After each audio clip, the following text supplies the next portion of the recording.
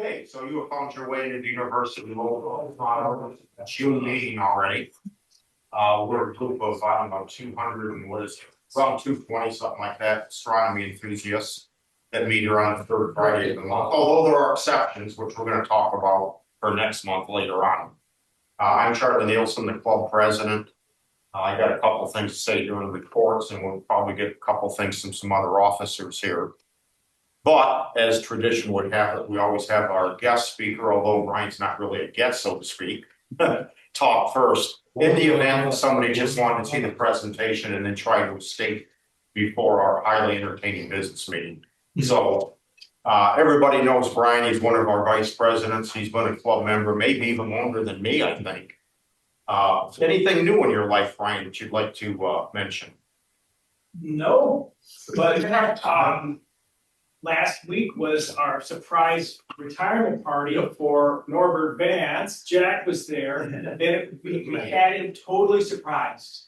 But then people started to arrive. All these great people hadn't seen for 20 years. Wow. Right. And about 4 o'clock, he said, "What's happening?"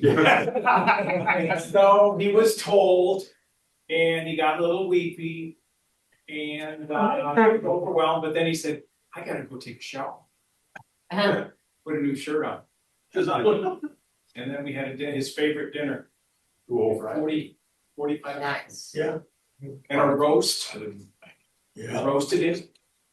It was great. That's what. I'm sorry I couldn't make it there, so, but a lot of people, huh? 45 people, Wow. 42 people. It was fantastic. Good. Yeah, I mean, we surprised him. He was shocked. Yes, they had no clue, huh? We said nothing, they kept it quiet. Yeah. I never said when I was Keep a secret if we have to. It was the best surprise I've ever seen. Yeah. I've seen him a couple days before. Anyway, Brian here is here tonight to talk to us about his latest, one of his latest, maybe the latest toy, which actually is a very expensive toy, which you'll explain. But it gives you a view of some things in the night sky that you really have to really experience to appreciate. I did it one time myself and I was pretty blown away. So anyway, with that. Thank you. Can I just talk like this? Yep. Yeah. Excellent. And I'll just Yep, you got your way here. Thank you. All right. Yeah. So there we go. Just share it.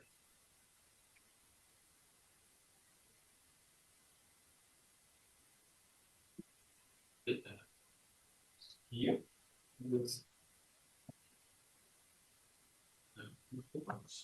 Excellent. Can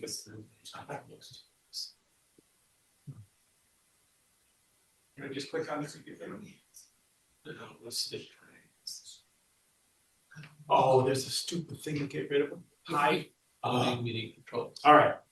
Yeah. So I have the list. You can hide that, I think, with the arrow thing over right there. Presentation. One presentation model of the background. all right. Then how do you advance slides in this stupid mode? Well, you gotta get into the presentation mode first. You're not in the presentation mode. Click that one. No, to the presentation and Adobe. Where's that? I guess I should have used Adobe. The Adobe. Yeah, let's use the roller. I'm using That works. Yeah. Spacebar doesn't do it. the Spacebar do it. There you go. I can roll with the Yeah, I roller. think the space bar arrow keys are supposed to. Yeah, but when you roll, you don't know how far you're going.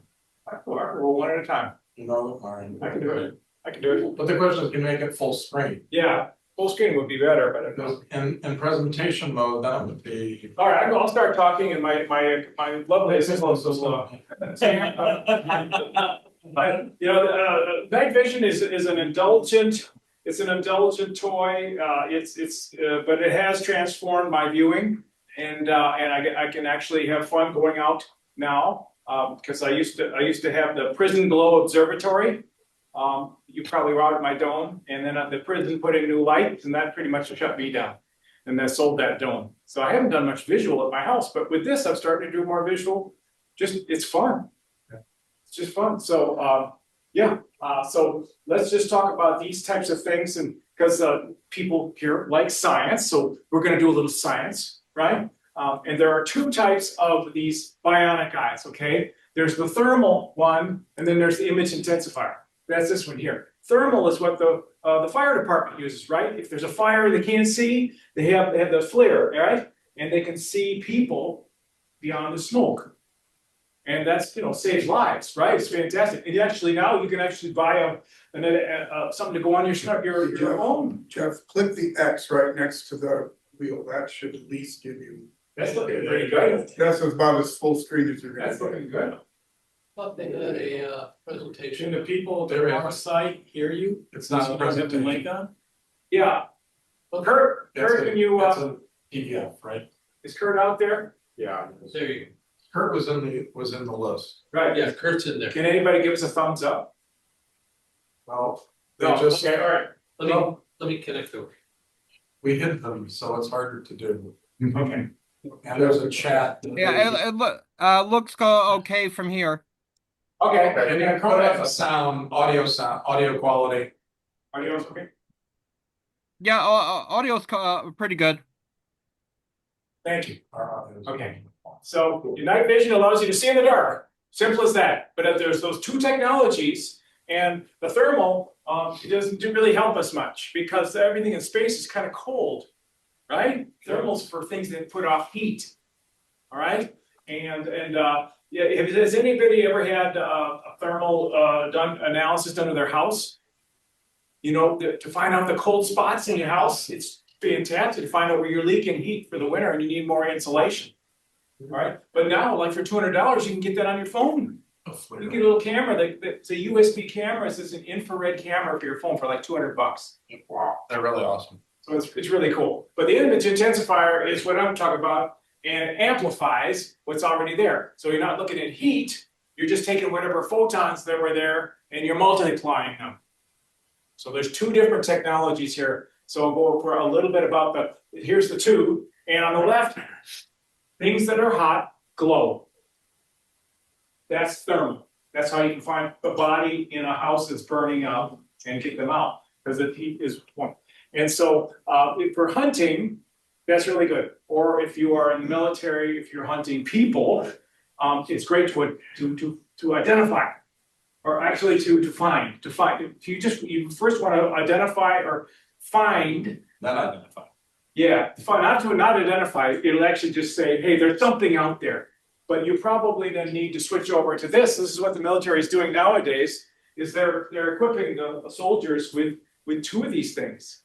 Okay, one is thermal, and the other one that is the image intensifier. So then you can actually see, okay, it's somebody with a gun.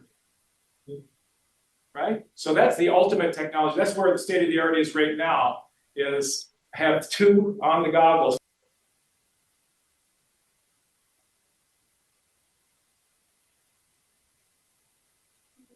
Just lost audio and video.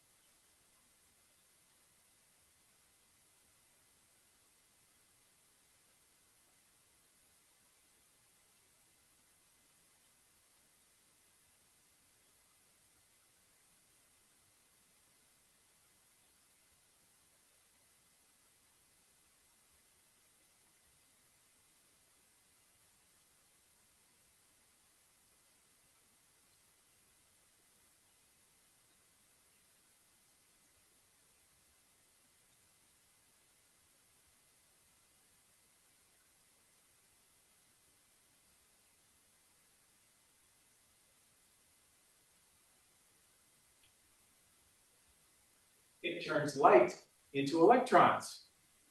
Right? Kind of like a solar panel. Isn't that what a solar panel does? It takes light and it spits out electrons. Well, that's what this is, okay? So we got now these electrons zooming over this way. Then we have this device right here, which I'll explain on the next slide, that turns one electron into a whole bunch of electrons.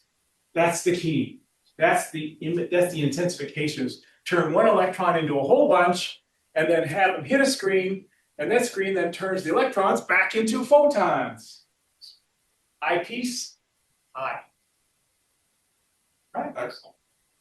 It's not a very complex instrument, and it's a lot of analog.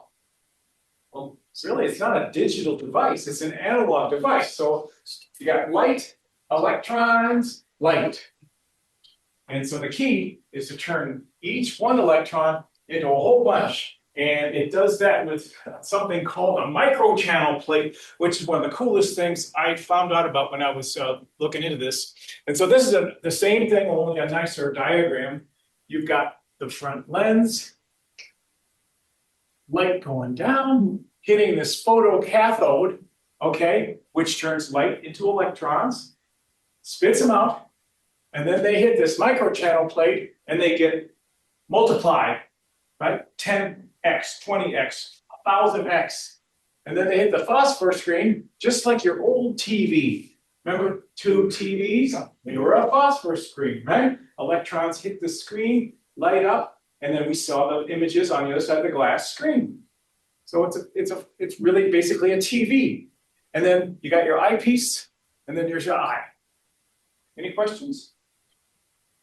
Pretty simple, and all that happens right here. There's a 1-inch lens, f5 roughly, 1-inch f5 lens, and an eyepiece that's, well, it gives 40 degree apparent view. So, and it's 1x. So you can probably do the math for me and figure out what the focal length of the eyepiece is. It's probably about 25 or 40. So they all work the same, all the newer ones. And this is the key part, is this microchannel plate. It turns one electron coming in the top, and look how many come out the bottom. How does that happen? Well, it's because that electron goes through these little channels. They're basically little tubes. And when that electron goes over there, it starts bouncing off the side of the tubes. Every time it bounces off the side, it kicks out another electron. So it's like pinball. Boom, boom, boom, boom, boom. That's one of the coolest things I've ever seen. So this plate, it's got lots of holes, lots of electrons come in, and each electron gets multiplied by hitting the walls. Boom, boom, boom, boom. Yeah. So the gain then is by increasing the voltage? Yes, exactly. The voltage gets those electrons going, and you get more electrons. And so the gain button is on the back side, right here. And the gain button is you don't get something for nothing, because if you turn it up a lot, you get snow. You get sparkliness, scintillation. You get a sparkly feel, yeah. So you can only go, and that's a personal thing, because you've got a lot of latitude on how you can turn it. And some people like to crank it up, and they don't mind a lot of the noise. I kind of don't like the noise. I like to turn it down, so I just start to see the noise. So it's all about the voltage. What's the typical spacing on those? The holes? Yes. I don't know. They're really too small, microscopic. Yeah. It's like this pixel size inside of it, but the plate is only an inch across. Yes. And the resolution's pretty good inside there. When you look through it, it's pretty high res. So there's a lot of holes going across that plate. Yeah, because we got to have nice resolution for our eyes, so we can't have big old holes. Yes. What is the voltage range? I don't know about the voltage. You don't know? I don't know. Is it, it's But- like rechargeable or? The amazing thing about this is that this high-tech device will go for maybe 100 hours on this. It's a AA battery. One AA. Wow. Woo! Switching power supplies are an amazing device. Yeah. Because they take the 1.5 volts and turn it into a couple thousand volts, you Yeah. need to do that. It's right now we're on generation 3. And generation 1 was about Vietnam War, as I understand. 60s were the first ones came out. So they've been getting better and better. And the battery is about the size of a semi then? Yeah. Good point. Plugged into a truck. Yeah, exactly. That's the coolest thing. All right, now the vast majority we think of and we see on movies that we've used are green. Okay, and the green is because it's less fatiguing. All right, for our eye, we can see green really well. So, and they wanted it, to work well. So, in the 60s and 70s, it was always green. All right, and in the last 15 to 20 years, they were able to get rid of the green and they go to white with a white phosphor screen. So a white TV screen that's in here. And that white TV screen is even more sensitive. Okay, but green was the classic, but it's going away. But the lesser expensive ones are still green, which you can buy brand new today, and they work pretty good. But it's still a monochrome thing, you don't get color. There ain't no colors. If you pick up color, that's just your eyes doing that with the light that's being generated. Excellent point. These are monochrome, monocular, one eye, and monochrome, and they don't. And it's white, maybe with a touch of green. It's pretty much white. But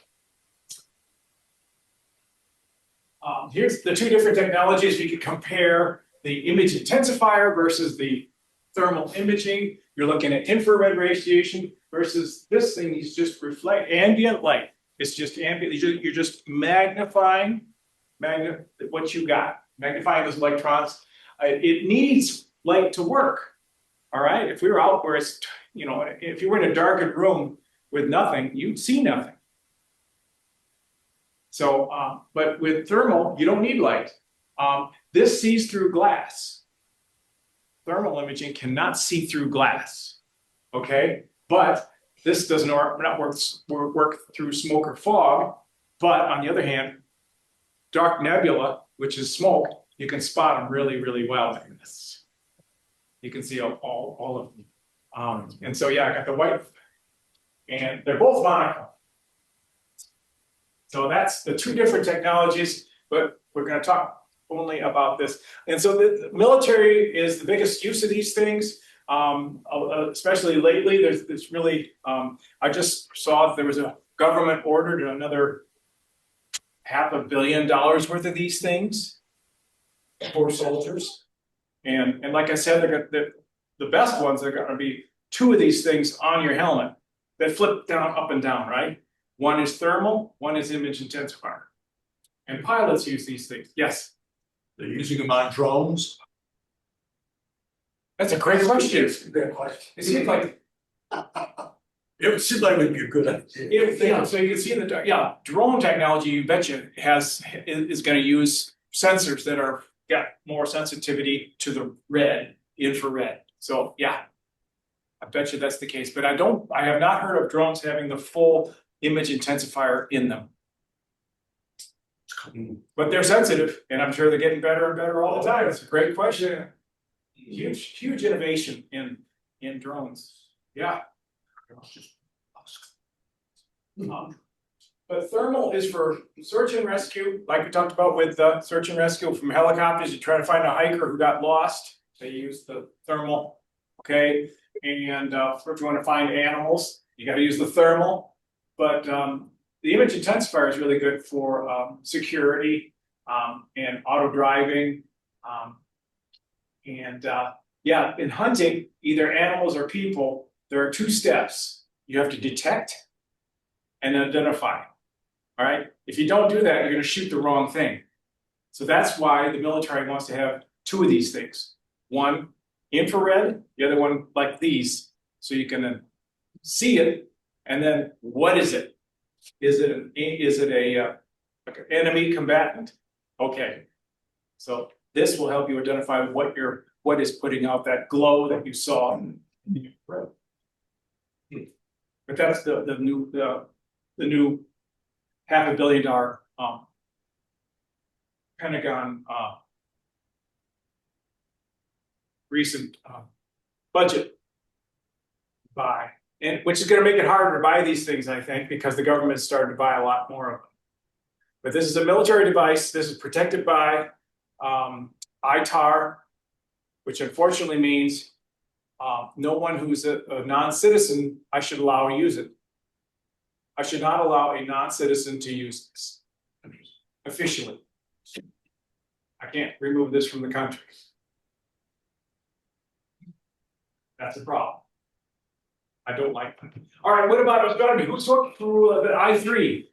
Didn't John Coslin Yeah. have an I3? did. He did. Yeah, he did. And it was green, right? Yeah. Yeah. What was your impression when you looked through it? 20 years ago. Pretty impressive, but noisy. Yeah, noisy. Yeah, Yeah, a lot of sparkle. yeah. Oh, yeah. Yeah. Yeah. And that was called the I3, which that was when the generation 3 first came out. We're still on generation 3. Oh. Even though it's a lot better. So people call it like generation 3 plus. But yeah, that was basically the image intensifier and made it put into an eyepiece case. And they have a useful life of like 20,000 hours. These things, 20,000 hours is the useful life of these things. And they're made to be pretty tough, you know, they're for the military use, right? They're supposed to be able to be banged around. But that was the first thing in astronomy. We're starting to see a little more of these things. So this is the one I have, and the PBS 14 is the name of the housing. You know, the housing that snaps to the helmet, right? It's kind of like their official housing that snaps to your helmet and it can be flipped up, right? Pilots will use this and then flip them up when they want them, don't want them. That's PBS 14. There's also a quarter 20 port, right? Quarter 20 screw hole, so you can put it on a tripod. Now the one I have is you know, the top of the line now is white phosphor, not green. Filmless, they used to have a film over the photocathode, and they've gotten rid of that. And it makes the resolution higher and the signal to noise higher. So filmless is the next thing. Auto-gated means just like old CCD cameras, if you had a really bright star, it would blast it up and make a big old vertical line. Nasty vertical line, right? And so these new ones have protections, auto-gated gates, so you can't over-saturate it. And so at the most, I get a glow around stars. If I look at a bright star or a street light, well, I'm not supposed to look at street lights, but you know, something bright, you get a little bit of a glow around it. It's not bad. It's not bad. And then this is the one I have is an L3 Harris image intensifier tube. That's the key, right? That's the center of it. That's the and there are two manufacturers.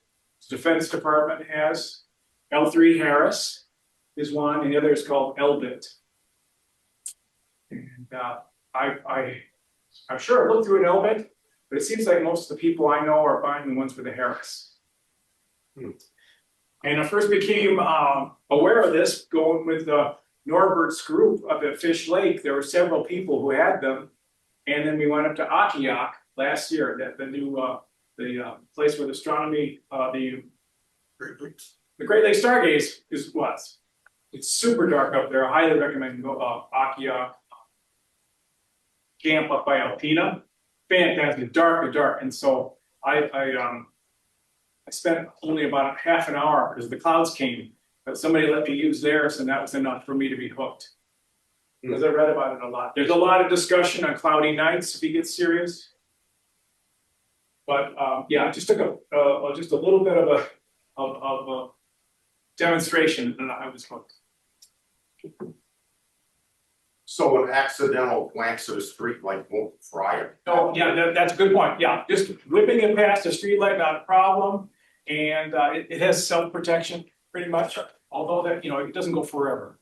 I don't want to abuse that. Yeah, I got it. Okay. Yeah, It's a good question though. well, plus you probably won't see anything else after that Yeah. whole while. But I had it up, you know, a couple months ago, I started to see a red flashing light inside. But, oh no, it's failing. What am I gonna do? Oh no. And I had left it on. So the battery was dying. Oh. So I had to invest in another battery. That must have been tough. But I was terrified. Yeah. And I got my, there's about 5 of us who've gotten these from that company in the bottom right-hand corner. The Superior Tactical is where I got them. They're all the same. They all look the same. There's no brand on it, right? This is military specification, right? So there's no brand. They're all the same. But the spec of the specifications, it's kind of like a musical instrument. Each one has its own character, right? And that's what makes buying them less than simple, right? Because you have to, you know, what we do is that or any of the good vendors will actually send you all the specs. They'll actually send you all the specs for all of the ones they have in stock. And I was sent a list of 24. So each individual device Each device they tests have out differently depending on just exactly manufacturing. because it's a non-digital product. Like I said, it's like a violin. Each one's different. So yeah, so you know, typical to a lot of us, we like to study all the numbers and what's yours? You know, I want to get over 5,000. I got to get over this. And really, the bottom line is no, I found they're all pretty good. Some of them will sometimes have a defect, they'll have a blemish in the field of view, there'll be a dot. The dot doesn't go away. And I was like, oh, I don't want to have that. And my friend said, you forget about it after the first hour. It's true. I was using his and he's got a nasty dot at the corner. And I totally forgot about it. So, you know, and other than the military, Can you get a dot discount? well, you don't get, no, if they meet a certain criteria, they're all the same. The ones with a lot of the dots probably go on some other other market, which I don't know. But that's a good question. Good question.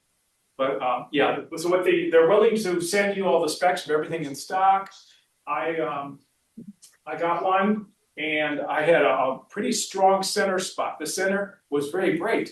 So I had a hot spot in the middle and I found it kind of irritating and they were good enough to return it and then send me another one, which I chose.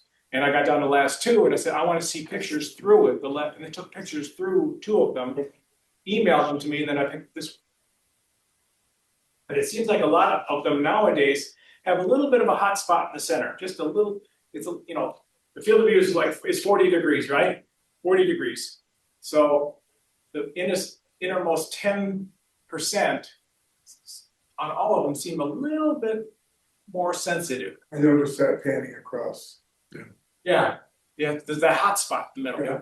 And the other people who buy a lot of these, hunters. Especially like in that company is in Texas. It's basically a guy operating out of his house. But in Texas, it's legal to hunt at night. They have the wild hogs, right? And coyotes. I think there were 3 different things that you could legally shoot at night, and so these things are important for them. And having a hot spot in the middle is actually good for them, right? How So does it deal with light pollution? Is it like every other optical instrument that's more impressive the darker a place you are? that's a great question. It is more impressive the darker you go, but I still have a heck of a lot of fun in my backyard. And what I did some research with cloudy nights, and people said if you want to use this during light pollution, get a IR filter that just is a broadband IR, right? So everything above red is open. Anything below red is closed. And you screw that on here, and I compared. I could see M51 Whirlpool pretty easy with the filter. When I unscrewed it, I could just barely see it. So there is a light pollution filter. IR is blocking filter? IR, Is it blocks IR? it passes IR. Passes. Can you, So it blocks everything up lower than that. can you couple it with an eyepiece and put it in the house? Yes, that's that, and I'm getting to that. Okay. Yeah, so it's a multifunctional product. It doesn't do one thing. I don't know if I would buy it if it just was a monocular. That's cool, but like Nathan Murphy pointed out, you know, even a dark sky site, you're gonna see, and I counted 32 different nebulas with this thing with a hydrogen alpha filter. So the hydrogen alpha filter is the most exciting thing to do with this. And even in my backyard, I can see the North America Nebula. When I first saw that, I lost my socks. It was fantastic. But I was at Port Crescent last August with this thing, put the hydrogen alpha narrowband filter on. I counted 32 nebulas in the Milky Way. So is that a standard filter or is it? Yeah, it's a standard narrowband filter. I got it on I mean, is it rated the same as the ones that we use? H alpha. Okay. Yeah, okay, so that's 1.25 diameter or 2 inch diameter. 2 inch. Okay, Yeah. 48 millimeter, exactly. It's a 48, yeah, and this was one of the fine Chinese SV Bonis, which was $90. It's a narrowband. The band pass is probably 7 nanometers. This is perfect. It's really dark though, you know, dark red. But so this is what you use for nebulas, and it's fantastic. Wherever you go. But just for light pollution, we've got it's the 642 Pro Planet 642. So anything longer than 642 nanometers is passed. And you can see that this one's not. See, it's not that dark. Yeah. So this is the light pollution filter for this. And I didn't learn that until after I owned it. And I was reading on cloudy nights, said, yeah, get the 642. And it really makes a difference. But you have to just turn up the gain a little bit. But yeah, if it just did this, it'd be great, but not fantastic. But when you put this on a telescope, it makes the telescope a bionic telescope too. And that's what's great. Now I have some pictures of what you can see.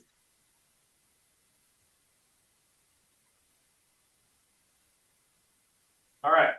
So this is a good representation. This is what you're going to see at 1x, 40 degrees, right? So you're going to see the whole easily. You see the Big Dipper. You see Cygnus, right? Easily. That's 40 degrees. And so the lights on the shore are really bright. But you've got you're seeing the forest there, and then you can see the horse, the kicking horse in the Milky Way. So suddenly you're down to almost mag 10. All right, in a dark sky site, you're easily at mag 10. In my backyard, probably mag 9. And wherever you point this thing, you're going to see 3 satellites. I don't know if that's good or bad, but every time I hand it to somebody, which is my greatest joy is actually to hand this to somebody. And especially if it's a person who's been looking at the sky for decades, they're the most amazed. They're the most amazed people. But just even a neophyte, just handing it to them, they just go, "Holy cow! Look at the satellites! Look at the satellites! Oh, they're going to hit! Oh, they're going to hit!" Because wherever you look, they're crisscrossing. Yes. Wow. Quick, where's that photograph taken? Is that at Port Crescent or? I didn't take this, so I don't know. Oh, okay, never, I'm sorry, folks. That was on cloudy nights. Okay. There's some people on cloudy nights who just love to take pictures of these things, and I haven't done a lot of that, but I'm going to start because I have a new adapter. So I'm going to start taking pictures through it. But it's just that's a really good. It looks like that. It looks like that. At the open house, I looked through it and it looks just like that. Yeah. A little noisier though, there's sparkles and stuff going on. Wow. Pretty close. And you can see the dark nebulas really well. The patchy nature of the Milky Way it's just a blast. And this is a good representation of what you can see if you get out like at Port Crescent or maybe northern Michigan where it's quite dark. I can't quite see this from Peach Mountain, but you've got Barnard's Loop. You can easily see Barnard's Loop from my backyard. And then you start looking at stuff, okay, that's the rosette, right? Okay, there's the rosette, and then there's the swamp, the seagull in the lower left, right? And the upper right, what's upper right? California nebulas in the upper right. But then you're seeing stuff where, what the heck is that? And one of them is that supernova remnant in Gemini. Is that called the jellyfish? Sure. Yeah, you can see the jellyfish. You can see the monkey head. Or the monkey's head, right, and the monkey's paw. And you can see all these different objects. And it's amazing. Amazing. And I was in Florida, and there's a whole bunch of stuff below Sirius, below Canis Major. That's the whole Vela supernova complex. It's as big as my hand. And you can see that with this. It's just filamentary. Never saw that. So this is what you gotta have the HA filter though to see this, but this is what you see at 40 degrees. So you're telling us this is a pretty broad spectral response. It has it normally, but then you have to, you only want to look at. No, I'm saying it's inherently is Yeah. broad, it's not. Inherently it's broad, yes, yes. So I could put a blue only filter on here and you'd see a lot. Almost a UV, or yeah, a UV filter would still show a lot. Good question. So it's shocking what you can see. And here is what Sky Safari shows, because you put Sky Safari into IR mode or infrared, right? It showed the infrared Milky Way. You could just put that under selections, right? So now I just leave mine on there because then it shows me all the little patches that I'm seeing with this. Every patch on Sky Safari you can see. And it really doesn't even show the right there. It's the jellyfish. Oh, but the Flaming Star Nebula inside by Capella, fantastic, fantastic. And yeah, the rosette is just it's a blowtorch. And right up here, this is Orion's Afro, what Adrian calls it, which is a wonderful term. And you can see that clearly, Orion's Afro. So fantastic. It's like you can kind of see M1 there. Oh boy, you know, You followed that out M1, from I don't know. M1 is right here, and I don't see it. somewhere there, yeah. M1 doesn't put out hydrogen alpha. Things that glow, places where stars are born, that's what you want to look at. Places where stars are born, glowing hot gas is what you're going to see with that. But that is just, you know, when you put the filter on, all right? But it works for broadband objects, for galaxies also. It doesn't knock your socks off, but it is significantly better than nothing. But if those take 48 millimeter filters, you can put your O3. You could put the O3 on. I haven't played with that, but some people have. So somebody, Sky Intel just had there's a guy who 3D printed his own little filter wheel on it. Yeah, Oh, yeah, that's awesome. I won't. Anybody Yeah. happy to get one of those? And so there now that was the winter of those. Okay, it's the next project. Here's the summer. The summer. Now, unfortunately, in Sky Safari, North American nebula is kind of crappy. I mean, that's crap. I don't know what they did, but that's not good. But you can see that it is fantastic. North America, people can see the little Mexico. They're just, oh wow, oh wow. But this one, the Satyr Butterfly Nebula, is just amazing. It's just pops all these little nebulas all around the center of the things. And I was looking at all this stuff last week. And then the top is, what's that one at the top? Elephant trunk. We were looking at that. Yeah, fantastic. So it's just fun just to sit in a chair. I like to sit in my chair and just scan across the sky. It's really fun. And then I was talking to you about the summer Milky Way. Here's all, you can see all this stuff. And we don't get much of this scorpion, don't we? We don't see much Scorpius, especially at H Mountain with the trees. But boy, there's a lot down there to see. There's a lot to see. Did I hear chainsaw? Yeah, we could adjust that. Improve the horizon. We've been known to do that before. We have. There's a monster hydrogen alpha field with that Zeta Ophiuchus. Huge circle. It's kind of like Orion's Afro. Just a huge circular region. But from Kurt's house, remember last summer, we definitely saw, the, lagoon was just super bright, remember? So the lagoon, the swan, the eagle, even the triffid, you can see them all in a line. Yeah. And that was pretty light polluted area. So it is just a blast just to see things with new eyes, right? You're seeing, you've never seen, I've been doing this since I was 12 years old. And so I'm excited again to do visual. And so we were just talking about this, Doug, okay? There you go. You want to attach this to the telescope. This is how you do it. Teleview is the only way to do it, but it's a wonderful way because well, not every, but a lot of the Teleview eyepieces have that nice little rim. And this sucker locks right on, screws right on with a hard fit. It threads together. So there's no slop, no fall, and better not, because it does sit up kind of high. But you put the eyepiece in, this is a 55 Plasma, and this on top of it. And so through my little red reflector, it gives about 8 power, which is a nice field of view. So you get 8 power. But last weekend we were looking at a 20-inch job, and it was just all we could see was the Whirlpool Nebula, and it was great. So this is how you attach to a telescope. They have this adapter up top, which is for your cell phone. There's a cell phone adapter which locks the cell phone onto basically on here, right? And I just ordered one of those. It's called the Teleview Phone Mate. Anybody got one of those? It's a wonderful technology. It locks your phone to the eyepiece, right? All sounds good. $130. Whoa. Wow.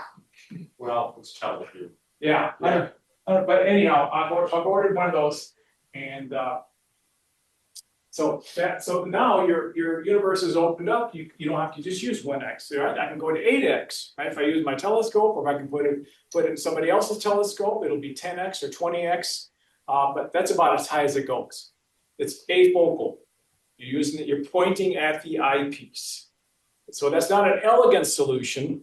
There is another manufacturer in France that has a removable lens, and you can put it prime focus. And I don't know much about that. But that one is not protected by military secrets, and it can go around the world.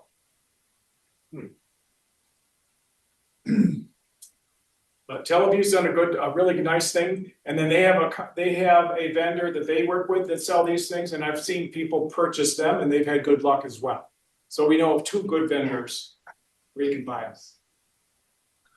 So if you drove over the window, you'd have to hide this. I wouldn't want to chance it. In case they just happen to look. Yeah, I wouldn't. I just wouldn't. But this is the exploded diagram. Just basically show you all the pieces and parts you got to buy. But basically, yeah, that's a 55 right there. I have that on top, and I screw it on. And then you can use the same adapter for the 2-inch filters.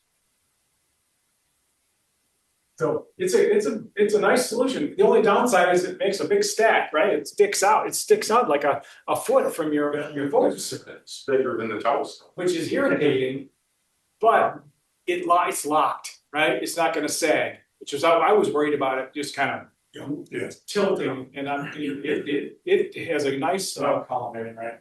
It is pretty good. So Teleview's got the only game in town to make it work on a telescope. We use it all the time, and up at Fish Lake, we were using a 20-inch Dob, and it was just blowing people away. He put in the hydrogen alpha filter. We looked at the swan, shocking detail in the swan, and the bubble, and just every single one of the nebulas. We were and galaxies were good too. Galaxies were not spectacular though, right? The spectacular is when you're going to red gas. Glowing red gas, galaxies, good, but not transformational. Still worth doing. Does the alpha filter let you see alpha areas in the galaxies? Which filter? Does the HA filter let you see the H alpha areas in some of the larger galaxies? Yeah, like 33. Like would be- 33 or Haven't tried. That's a great idea. 33 would be perfect. Yeah. With a big dot. what I'm wondering. We should try. We should try. Yeah. Should be theoretically, because this thing is really sensitive to that hydrogen alpha. You can make a Frankenscope. This is my Frankenscope. This is a 200 millimeter Canon lens that I attach to. And it gives me 3 power. Yeah, and about a 12-degree field of view. Kind of cool. But it's kind of hard to hold, so I put it on a bungee cord on a pole. This is a true lowbrow solution. Good comment. Where's the doctor? Okay, let's get to the top. There's Okay, nothing on the top. Okay, good. Ah, I was worried. But even when it's held up there, you can sit in a chair and you can move it around the sky, works pretty well. But it's upside down, backwards, and it's just irritating, right? It's irritating.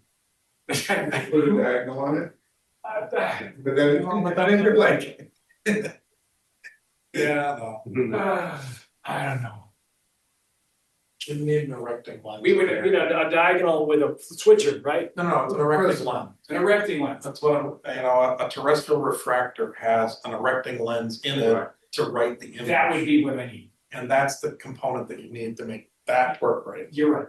But it's a little harder to fit it into the optical path because it should go inside the 200 millimeter lens. Yeah, But that's it was secondary, okay? anyhow, I don't know how much I'll use this again. It was kind of an experiment. And so this is what you see at a 300 millimeter lens, and you can clearly see. I mean, it's amazing. You can see the pelican with your eye. And we were looking at this last week. We saw it looked just like this. There's a lagoon in the Trifid. You can see all that. This is with a 300 millimeter, and that's a very good approximation of your visual looking through the 20-inch last week. That's what it looked. It's clear. I mean, a totally obvious spiral. There's no averted imagination needed. And there's the lagoon with a C8. You can really see some dark nebulas there. Yeah. I did find that some of the hot spots were a little too hot at times, like when you're looking through it. So that's that gain adjustment to get it to the.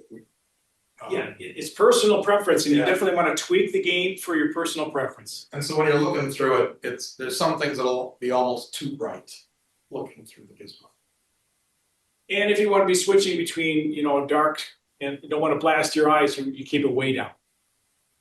Yeah, because your night vision's gone. Your night vision. It's just wiped out completely. It's like, oh man, one eye's good, one eye's really bad. Supernovae are great. You can see the whole veil complex. I can see the veil just at 1x from my backyard. And then this is the version I saw with my scope, my little red reflector. That's what I saw last week. It looked just like that. And what worked well with the red reflector is I put the mount in Altaz mode, so the eyepiece stays up high. Okay? It just does this, right? Versus with equatorial, puts it all around, but you just put it in Altaz, fantastic. And then with Sky Safari, I was just going from object to object to object, just looking at stuff. So really fun with a telescope of any size, but the faster the better. Like an f12 refractor, you wouldn't. No, it really wants speed. F8 or faster. So finish up. The pros on this thing is that the hydrogen alpha views would just blow your socks off, just spectacular. I just love handing it to people and seeing their reaction. It's just fun. I do it over and over. And it is versatile because we can use it at 1x, or I can use it for 3x, and I can use it at 8x. And if I put it on somebody else's telescope, it's at 20x. So that's great. And it renewed my excitement for getting outside. So I just love just getting out of my chair in my light polluted yard. The downside is this thing is an indulgent, expensive toy. I have heard of people having good luck with $2,000 versions nowadays because they're just a half step below this top of the line ones. They work pretty well. But I think you want to try before you buy on one of these cheaper ones, but you do see them for sale used. And I can't bring it to Chile. That's a problem, because I really want to go back to Chile and see the southern sky and use this to see. And gotta figure that out. You cannot, on yours, right there, you cannot remove the objective or the No. piece. Can't remove the objective. No. Now, I don't know, if we had Paul Ryan helping us, Tom Ryan helping us. Tom Ryan could. If Tom helped us, He's online. if Tom helped us, we could remove the lens and we could put something else on. Like a 2-inch adapter. Yeah. Well, it works nicely the way it is. So you wanna be able to get back to that. I mean, if you wanna make it permanently an eyepiece, that's okay too, but. I think if you're removing the optics, it would be permanent, not I can switch back and forth after. Yeah, you can't One unscrew anything and. Yeah, changing the configuration is a bit of a pain, right? But you're saying the French one. The French one, international one has removables. So you can, and there's a gentleman who has one. He's actually got a binocular one. And he lives up near the Osable River, and he's happy to let me try it out. So that could be the way to go. because that's not restricted. If not, anywhere in the world, You can travel. So that's it. Any questions? You've asked a lot of good questions so far. Well, I have a lot of if I need one. That's an easy question. Yeah, sadly, no. The officers have discussed buying one for the law. I don't think we're gonna do. I was gonna say, I'll take it and, use it for. So here's the problem, here's the problem with this gizmo. If you really wanted to have it for the club, you would have to have somebody who's willing to dedicate all of their time to watching it. And never let it off of their neck. It's like the family. How can you do that? Well, and that's why everybody here has other things that they wanna do, other than run that. It'd be nice to do that for like, I don't know, an hour. What if you got paid like $30 an hour It just to wouldn't, do that? Yeah. I I volunteer. don't think that would work. I just, and it's easy to drop and damage. It's really expensive, there's not, and it could walk very easily. Yeah. It's really tiny. Yeah. Really? And so, and in the dark, you're not gonna see who it is or where it is if you let them take it. Probably the dark or not. And not find it. So it's, and it does, for an open house, it does pose a problem that it really screws up your night vision. So everything that we work so carefully to tell the public about, no white lights, no cell phones, wait 20 minutes so you can actually see stuff. You don't need a flashlight to walk around. That screws all that.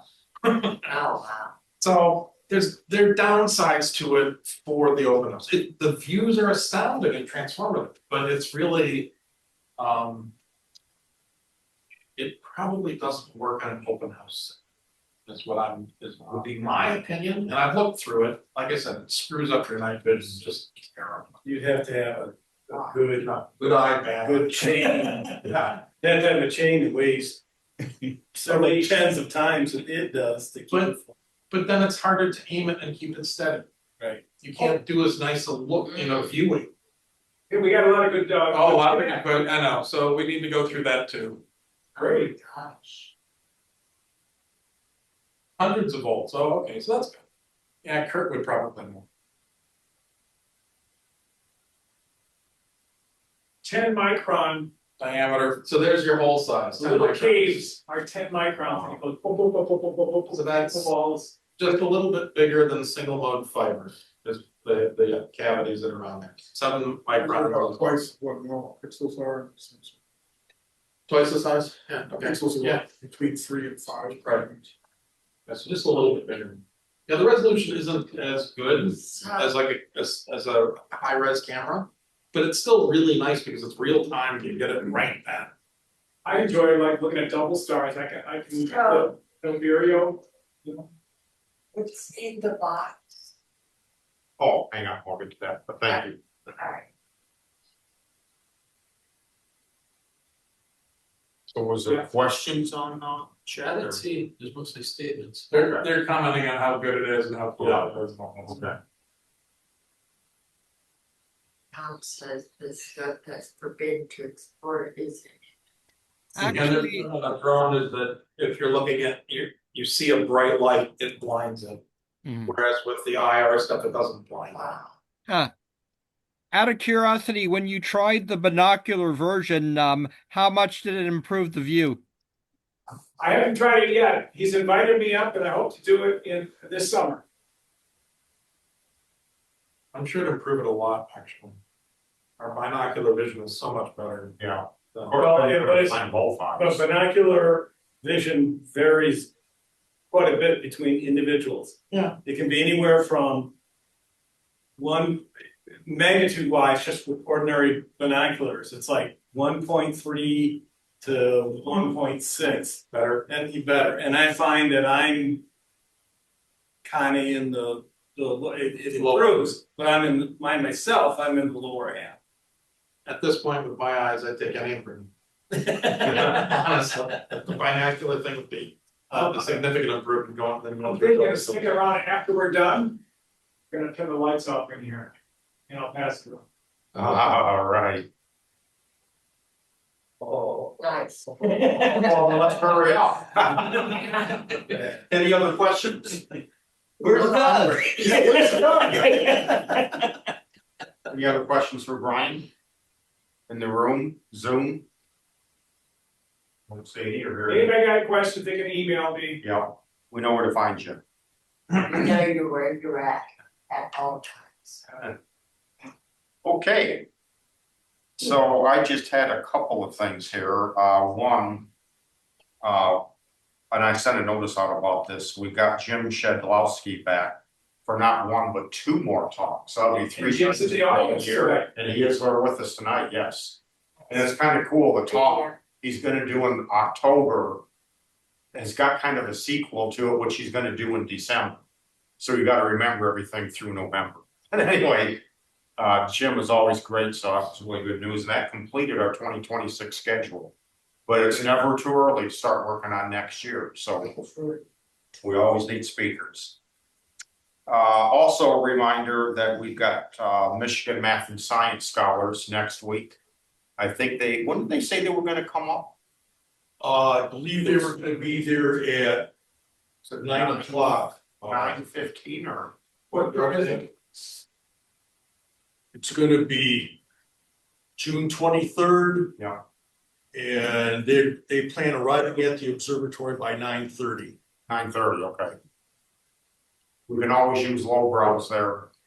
You're always welcome to show up and everything. So, and I think they said there was like 19 of them coming or something. They had an actual count. Yeah. Of course, that's assuming everybody does it when they get on Did the you want to bus. set up other stuff down there or just? Pardon? Did you want to set up other stuff down there or are they just gonna pretty much? We usually run the McMath and then other people bring telescopes and. So tell you how It's basically like an open house, but it's just for them. Just for one group. Yeah, this is one group. It's actually always a lot of fun, so. Well, except for the one time. Remember when they, somebody wanted to use bug spray, so we reminded me to get out of the observatory, away from the building a little bit. So they started spraying themselves and it was going fine. And I don't know why. One of them picked it up and decided he had to spray his face. So he took the can like that and kept his eyes open. Oh, my God. We almost thought we were gonna have to take him to a medical place for a minute, but. Yeah. Anyway, but other than that, it's gone pretty smoothly, so. And then if we can't do that Tuesday, we have a rain date on Thursday. yes, 25th. Yeah. And I was gonna talk about the July meeting, because next month. We're moving over to the Duderstadt building up on North Campus just for that month. It's gonna be room 1180. We're gonna send out plenty of notices and everything about it. And Tim, when we get to Tim, is gonna show us some maps, parking maps and stuff that he put on our website. Parking the real. Yeah, parking's gonna be a little different, so. That's all I had. So you want to What do about the August meeting? Pardon? August is gonna be a Brian Ottum. Yeah, we should make that an item. People put it on the calendar. Yeah, Friday, August 21st is our Lowbrow picnic, the second annual. Third annual Lowbrow Yeah. picnic. It's called. Yeah. My house, so put it on the calendar. consecutive anyway. What's that, 200 and some odd minutes? I got 200 people at my house, but I've had 125. Wow. But that, we had a room. The backyard. He's got room. Yeah, we got room, we can make it work, but yeah, just put that on your calendar. Yeah. Friday, August 21st, Lowbrow picnic. Rain or shine, Do they have a Yeah. actual sheet or what? well, I'll have all that stuff, plenty of time. Should be here. And if people wanna swim, the pool will be open. Oh, Nice. And we have had some discussion about next year, well, going forward, having that in July rather than August. Right there, pledge the. We avoid out there, but we gotta see if it works for the Hilders or for Brian, whoever might host that, so. On the other hand, if we did meet here in July, I don't know that it would be such a parking issue, really. Because we're back away from art fair a ways. And it's after the art fair is closed down for the day, we might not even know what to do. Every parking place within, not so long, it's got. Think so? Even at this point. Well, that's true, because you do have that one area that's on And North View that's pretty, or East View that's pretty close to us. Most of the general public that's coming in from out of town does the shuttle from Broadwood. Also I mean, if you're gonna come in from out of town, you're gonna just park at Broadwood, they're gonna shuttle you Yeah. in. Even if you're in town, you drive to Broadwood, it's just, my wife's not there all the time. Alright, ready for me? Yep. Alright, so on the schedule here. Alright, so if we wanna go to the July general membership meeting, which is here, see event details. And I put a link right here. Nice. Parking map. Fortunately, I can't make it much bigger, but you can print it, or you can just. You can also do this, you can just go. Put it in a new tab and then. I don't know, or else, I don't know, that, you know what I probably need to do, I probably need to put, I'll also include the link of the actual page, so you can get to the page. Pretty much, Duderstadt is right here in the middle, you can see my mousey here. There's not very many parking areas in North Campus, That's really bad. Yeah. so there's one over here by the engineering school. And this is probably about a 10-minute walk. There's one up here, off of, what's this, Hubbard? No, actually, no, you're gonna drive in here off of, this is Murphy, I think. You come in here and there's a, in back of the Walgreens Drama Center, there's a parking lot. On the other side of the art school, so between Getty's here and, Bonnesfield. So right in here, you get to it off of Getty's, and you can walk around the art school. That's probably gonna be your best bet. It's the bigger lot. So the blue ones are the visitors? The red ones are the visitors, but after 5, I think the blue ones are open. I don't know what the code is. What is the code for blue lots? Does anybody know what Generally, it's after 6. after 6 are open? Is a public lot. Okay. In any event, so I put that there. Yeah, you got it, Sean. I parked in the one over here on Washington Heights, and it's after 5. Yeah. Yeah. Yeah, check the signage, they'll tell you. They- the hours. Yeah. So just while we're here. The other thing there's a glitch that Barry and I are having, and it has to do with the calendar. If you look here on our events. You notice that the June one disappears. It disappears on the day that it happens.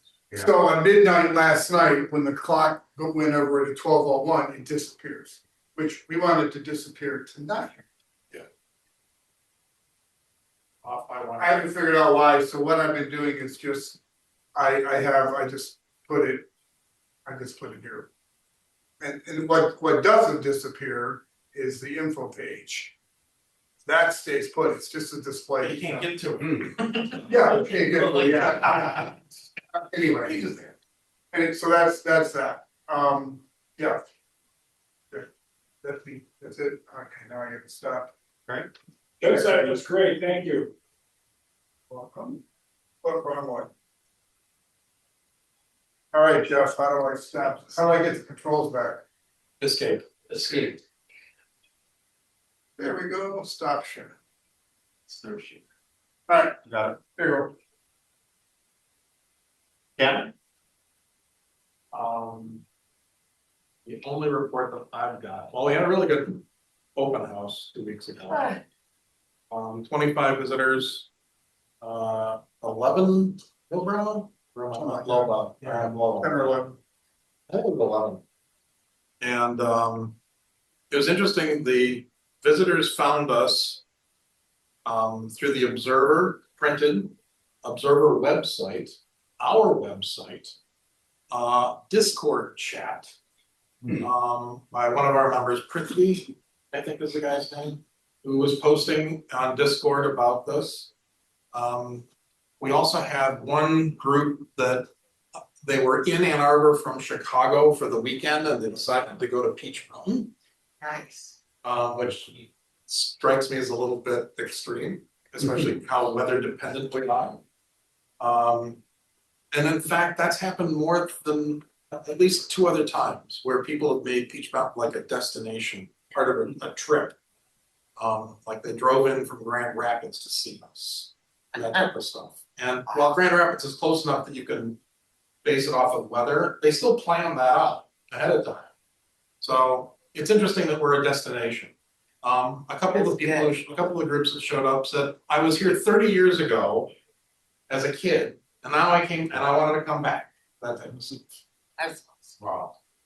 And so we've been doing this a long time and we're a part of Ann Arbor and so it's interesting to see how many people come in. My wife, because we switched from the old Google Calendar to the new events calendar, she got confused by the event pages. And so I believe she posted the wrong events for the print edition of the Observer. She sent, I forget, last month's with probably a month ahead. So the dates are incorrect.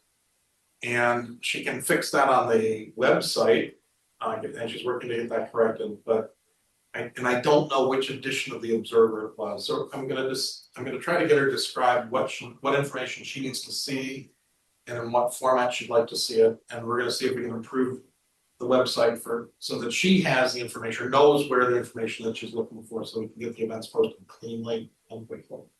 She volunteered to do that, and she's been doing it all along, but the new website has been found with her.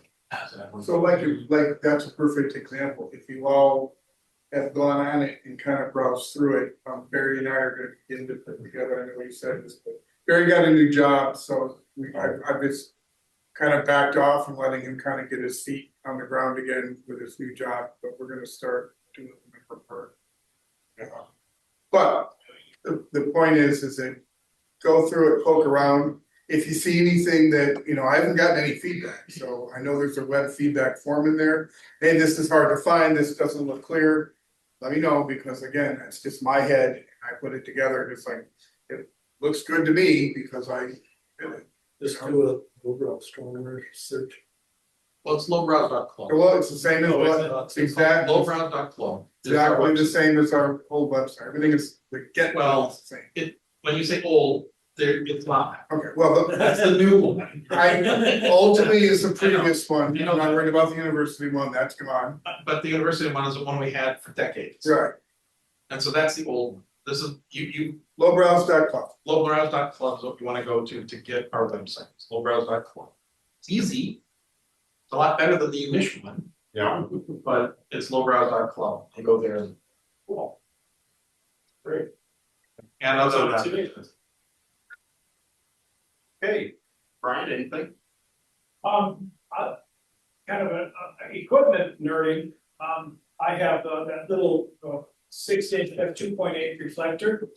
And it is a beast to try to collimate. It's difficult to collimate because it's f2.8. Collimating or reflector is important, we all need to collimate our reflectors. But 2.8 is very difficult. I purchased this new device called an OCal4. OCal4. It's basically just a Bionic eye. It is a little camera and it screws or goes into your focus.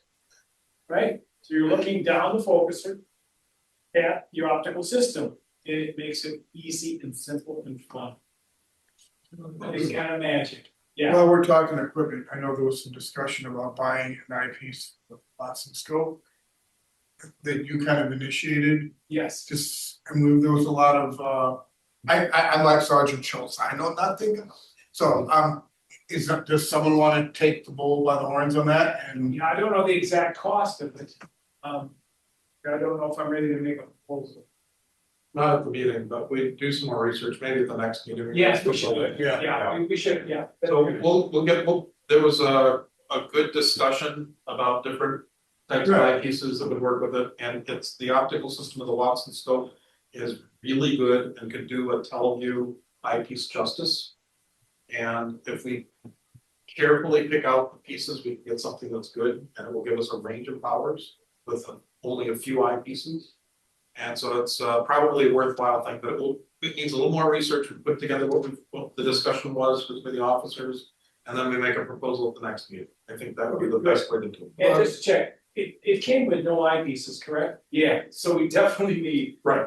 I've just been using my own or whatever I could grab, and It has the diagonal, Has it died? yeah, Okay. and I set it up, Good. I set it up Saturday night with really. ASI Air that came with it, and I just used the finder scope, and it's just a Yeah, plate. he's got all the stuff working. All the technology on that is now working. It's just a plate solved. You just here's the target, go, and solves it, centers it, and very cool. And it's such a beautiful scope. So we've got all the components now working. Think Tim got all the components working. Excellent. I can.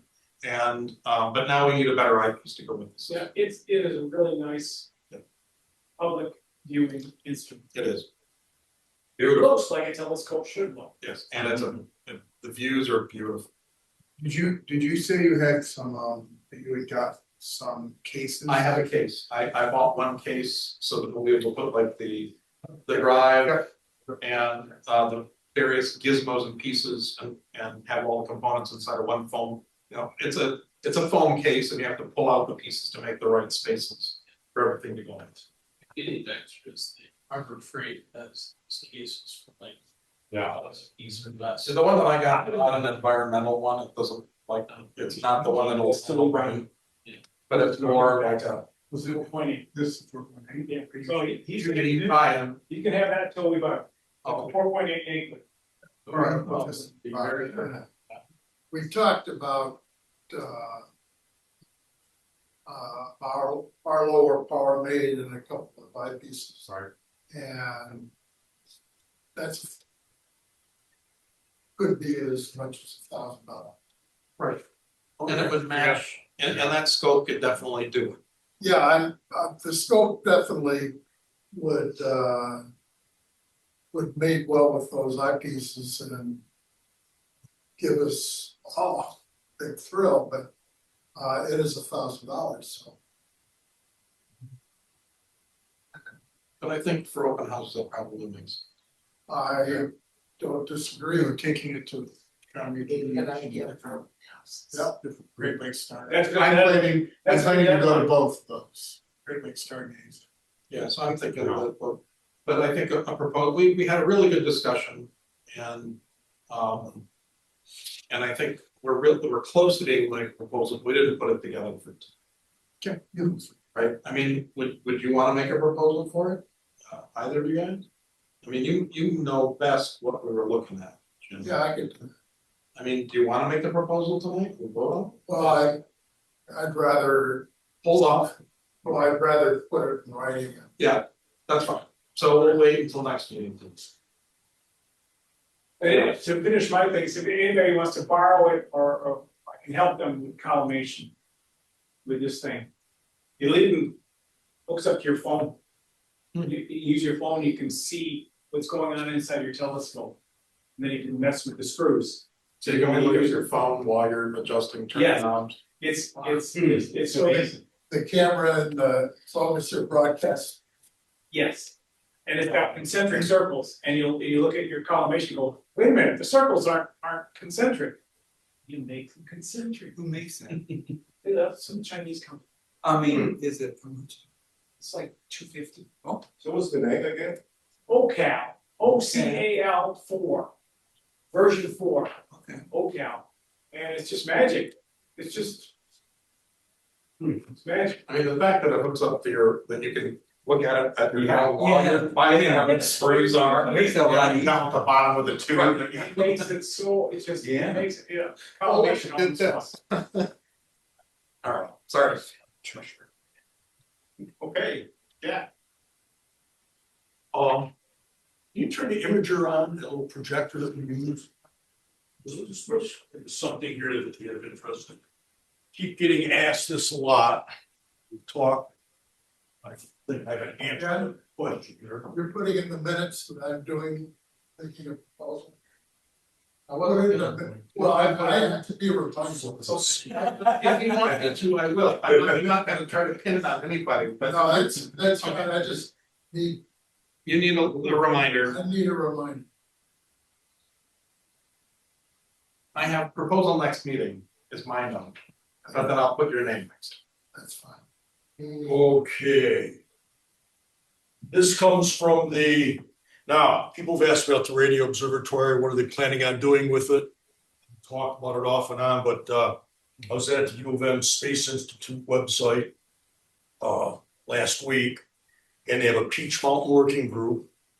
And what they're planning on doing, I'll get to the point here, is we're in the process of restoring the site to enable new educational and research opportunities, such as tracking new CubeSat missions to the moon. Wow. Well, if you look at the guys in space engineering and that, they're building CubeSats. They have a, Yeah. well, they have their own, orbit stuff. they have some new designs with some different imaging, not thermal imaging, spectral, I think, imaging in that. But they will be launched, and it's not gonna just be around Earth, it'll be outside that, one of the planets. I think it's launched in 2009. Good, yeah, I was reading the website, I was really surprised, yeah, they're doing a lot. Everybody use that as a tracker, as tracking and communications. Sure. Well, one of the stations, you need multiple stations. Gee. Yeah. Maybe we could track all those new data centers they wanna put in space. And then all we need is a high power, I mean, no. Well, we could do that too, but we won't discuss that. Not with they're gonna record us or anything like that. Yeah, check. That's it. Yeah. Remember, keep looking up. So. I don't remember the gent's name, but someone came out to Peach Mountain with a Sea Star, and we talked about. Yep. Putting it in, you gotta put it in 2.4 gigahertz mode before you get up there, because I think we've determined the Sea Star no zone and why it's happening. Who was because we have one member show up at a members meeting. Kyle, and he said, and he did some research, they have a point to point up there. Which is It's at 5 gig, and And it's wipes it out. nuking anything at 5 gig. So do you want me, do we know enough about it now to put something on the website? I mean, Yeah. if you're gonna go up there on the Sea Star, Yeah. put it on before you leave home. For being on the field, Nice and Right, on the field. cause it's okay down by It's probably okay down at the observatory because the 5 is very directional. Right. And it's just between, well, their link is just very directional. Right. Between 2 buildings and covering this and that side. Well, we're I know, we're right there and it's really good. And there's no way you're gonna get around their system. It's gonna interfere with this. Yeah. And it doesn't tell you, you can't find it because it's, I believe it's pointed to and it's secure, so it's not even right. When you scan, you don't even see it's there. What you see is the noise floor is like way up here. Yeah. In the RF.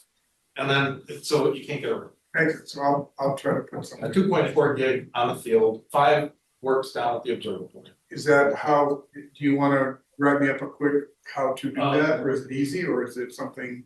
It's fairly easy. I would verify with Kyle or what the success you got, but that sounds right. Yeah. I think Because we haven't had any troubles with it, I mean, the ASIR I used last week is 2.4. I forget the order of the sequence because I don't do it very often, but it's a matter of going through the Wi-Fi menu. Right. And then you basically. If you could write it, did you write it, go here, go here, go here, go here, kind of thing? Yeah, I have to test it out. Yeah. At each. And then of course, make sure you're talking directly to the C-Star, you're not in station mode. Yeah. Before you leave home. But that's why somebody else should write this up. Yeah. Maybe do some screenshots or. Yeah, I figure some Okay, that'll be good, because I can get that on the website. Alright. I'll put that on my to-do list. Yeah, sorry, give me more. My June went away. It's almost the end of the month. I don't have a whole lot. The one thing that did happen this month, the university got with us and said, "Hey, your AFS space is going away. It's time to find new storage, etc." Blah blah blah. And it's like, well, we're on this other server altogether. It doesn't use it your space. So I filled out their form and let them know that our space can be gone and the website therefore can be decommissioned. And within about an hour, all that was just poof. So we are completely clear of University of Michigan resources as far as our website is concerned. End of an era, but I think we're good. We have 3 handbooks and 6 calendars currently. I think 21 for the calendars, 26 for these things.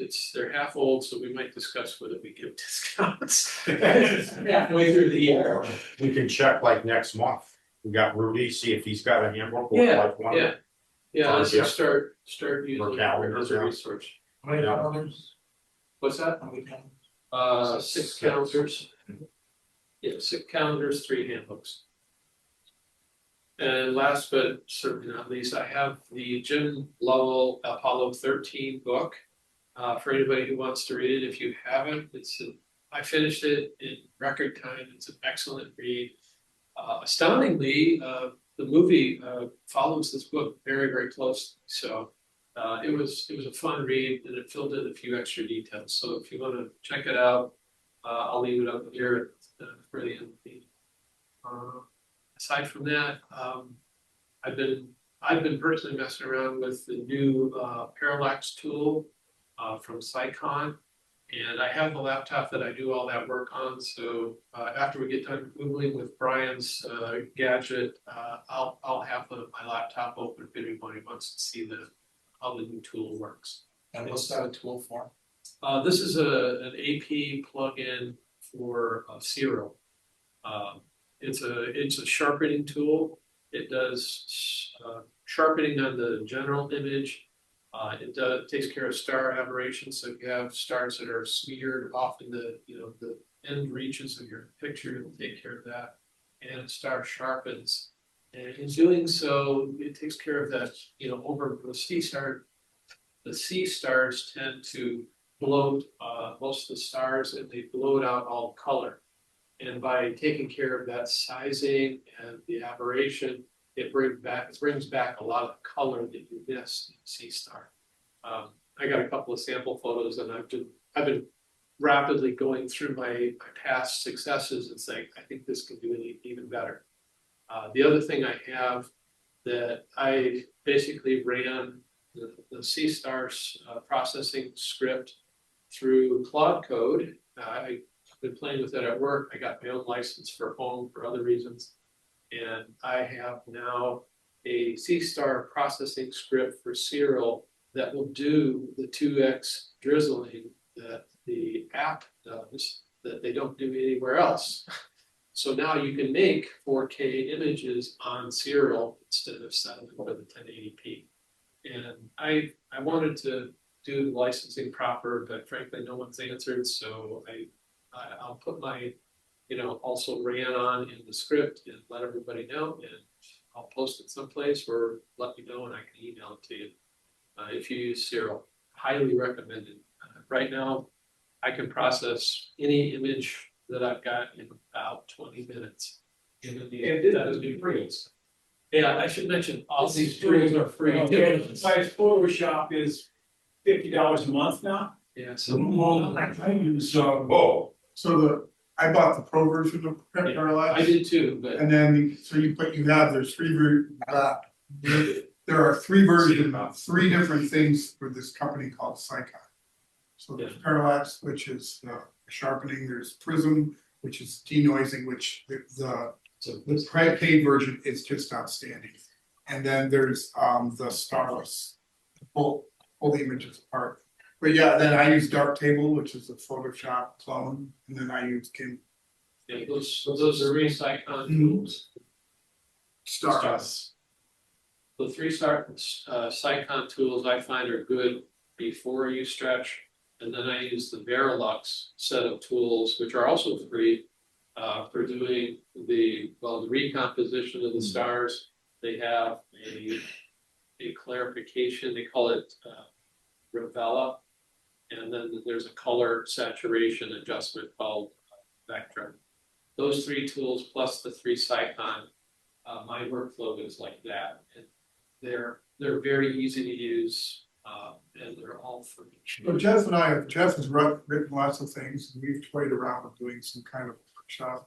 Yeah, so there's gonna be an updated workshop now? Well, Image processing. I mean, I guess the thing is, I think it would be something wouldn't be done here at the meeting, but be kind of like that one that we did with RSSC, the one with the Mass workshop. Yeah, the mass workshop. Yeah. I mean, something like that. Would people be interested in that, or is it more? I just don't know. Should we send out something in the just a general email and see if people are interested? Yes, but they recorded it so that some of us who are slow can go about it at our own pace. We have facilities here to do the recording, so yeah, we'll try to work that in. There you go. We can always find an off date with Austin. Their schedule is fairly flexible. So the other idea is just to make a series of short videos. Yeah, just outline it. I mean, that's so the two of us have learned it through a guy on YouTube, Rich Stevenson. yeah, there's a Deep Space Astro was his channel. Deep Space Astro on YouTube. They're extras tutorials. Most of his videos are 10 to 15 minutes. That's where we learn. That's the thing, and the reason I'm hesitant about the workshop is because, like you said, it's a lot of information and you can't digest it all. You take one little thing and then go with it. Well, the other thing I was talking about this topic is like I did the article in the newsletter, which I've already obsoleted with these new tools. I was going to redo that, and maybe if we redo that and do a step-by-step with the referrals to the Deep Space Astro for a more detailed thing. It's going to be shorter for sure, but that could be very effective. It seems like doing it for the C-Star would be more appropriate than for someone like me who does, Brian is. Well, we did Barry's. Barry had I think it was a 15 megapixel photo from his 2600 that we did with all of his, he's got the supercomputer on a desk. That thing we did in about 30 minutes with these tools too. So they're just as valid for the big stuff. They just take longer to choose. But I'm saying who are the people that might want to do it, or probably a lot of the people who own C-Stars just go beyond. You certainly can get the most out of a C-Star. But there's a couple of groups that've got emailing. Yeah. That would be really, I'm not. or probably most of the. Right. Users. Right. And then one of the general groups, and Right. if you're interested in this, you should join these groups. It's really the way it is. So, One more quick thing, the white box that I was gonna forget, thank you. Another Night Sky Network toolkit. I kind of almost resent getting these because I've got to store them somewhere. And they're piling up. But anyway, this one is about the moon. In fact, in particular, International Observe the Moon Night, which we did do once at the NRO Library, maybe a couple times. I think that's night. It's been this year, September 19th. Well, that's a different event. And they've got some various things in here. A couple more of these braille moon images, which are kind of cool. Some various stickers. I don't know what the rings here are for yet. This is kind of actually I do know what those are for, now that I think about it. Show you a second. And this is kind of neat in a way, it shows different things on the moon as you go through different phases. And so forth, it looks like there's even, maybe that's what the ring's for, to hold these together. In fact, there's another set in there with holes in it too, what a coincidence. You think of every. And it looks like some children's stuff. And then there's even, are you ready for this? A cooperative family board game. Family Astro presents Moon Mission. Does the family have to cooperate? Only if they want us to buy it. Yeah. Yeah. You get to cooperate family. there are a couple different ways this probably doesn't play out. Yeah. And then, we got this in one of the other toolkits one time too, it's kind of neat. They give you this thing here too. The idea here is inside here are these little clips. And a little thing that's supposed to be the earth and a little thing that's supposed to be the moon. And what you do is you have people guess, you put the earth like on one end here, where they should place the moon in relation to it. I'm not gonna do it right now. Most people actually get it wrong. They get them too close together. Okay. But to give you some idea, this is kind of entertaining if I can ever get a hold of it. Is